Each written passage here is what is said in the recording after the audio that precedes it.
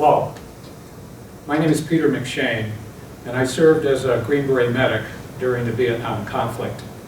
I've written an essay about Agent Orange and the effects that it's had on veterans, and I would like to read to you that essay right now. It's called The Scourge, Sharing the Scourge of War. When I was diagnosed with diabetes in 2001, my uncle, a World War II veteran, said the VA had linked type 2 diabetes with exposure to Agent Orange, a powerful dioxin used extensively to defoliate the jungle in Vietnam. This was news to me. We had routinely sprayed the jungle foliage surrounding our aid camps.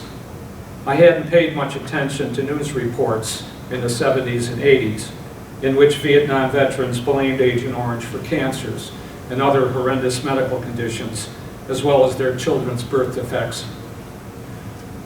But proving individual exposure was a problem for some veterans, depending on where they were stationed.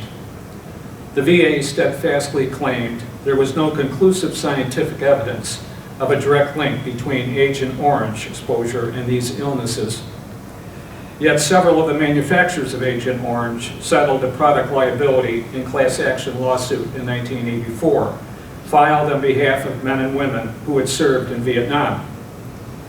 It took another 7 years for the passage of the Agent Orange Act of 1991, which set forth the presumption of exposure for all Vietnam-era vets.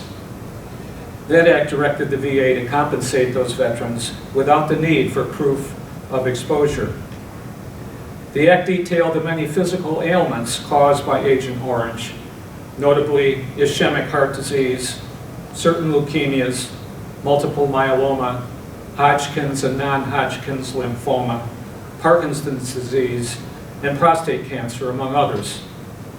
Diabetes mellitus type 2 was first to be identified, with the others added only as it became obvious there was a connection with Agent Orange. The Agent Orange Benefits Act of 1996 addressed the offspring of poisoned veterans by adding spina bifida and associated physical birth defects, but it did not address developmental defects. While building my case for VA disability compensation in 2006, I perused veterans' internet forums to help me understand how to deal with the bureaucracy. Amidst the grousing of veterans unhappy with their ratings, there was talk about children with autism, ADHD, OCD, and bipolar disorder. With further research, I found studies confirming that developmental delays, learning disabilities, and attention deficit and behavioral disorders have indeed been discovered in children and grandchildren of exposed veterans. Growing up, my 3 sons displayed evidence of delayed development. My wife and I weren't alarmed at the time because children develop at their own pace. We held our 2 oldest back in the 1st grade because they needed time to, quote, mature, unquote, as the school psychologist said. While our oldest son passed successfully into 2nd grade, our middle child had difficulty grasping tasks and concepts. A battery of tests discovered he had developmental disorders, specifically problems with short-term memory, verbal expression, and social skills. So did our youngest child, but to a lesser extent. Ultimately, both of them received special educational preferences throughout primary and secondary school. My grandchildren have also experienced developmental problems. 1 has been diagnosed with auditory processing disorder, and 3 display some of the same symptoms as their fathers, i.e., problems with short-term memory, verbal expression, and social skills. It remains to be seen whether my 5 youngest grandchildren will have similar learning disabilities.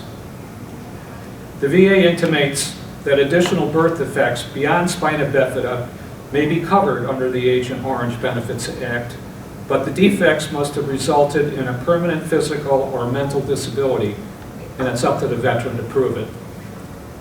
How would I go about proving that my children and grandchildren may have been poisoned by Agent Orange? My war wounds detailed in my VA medical records clearly gave them all the proof they needed to support my claim for compensation, but I had to fight for it. Isn't it enough that veterans have been stricken by the scourge of war? Must our families carry that burden as well? Thank you.